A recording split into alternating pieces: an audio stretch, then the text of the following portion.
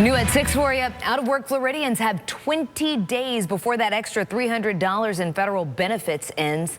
Florida is one of about 20 states opting out of that program. One local organization tells our J.J. Burton they plan to fight hard to get Governor Ron DeSantis to keep that program going.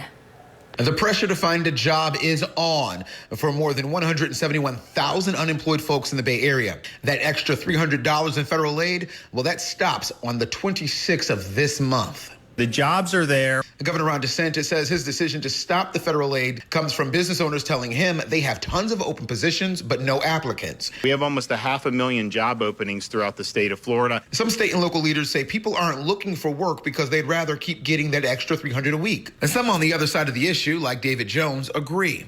However, he says it's less about people wanting to be handed money and more about the low minimum wage. People are not being paid what they should be getting paid for their work. And David is with the Freedom Road Socialist Organization. There are still people struggling despite that added $300. Keeping this $300 going, at least until people can get on their feet, is like necessary. Nobody's living fantastically on this unemployment, especially without the $300. Thomas Wallace is also a member of David's organization. Once the $300 stop coming in, those of you who are still unemployed will only get the state unemployment aid, which is just $275 a week. And so this $300 has really been a boon for people. And David and Thomas say the fact that the federal government decided to keep that $300 going until September makes them even more upset with the governor's decision.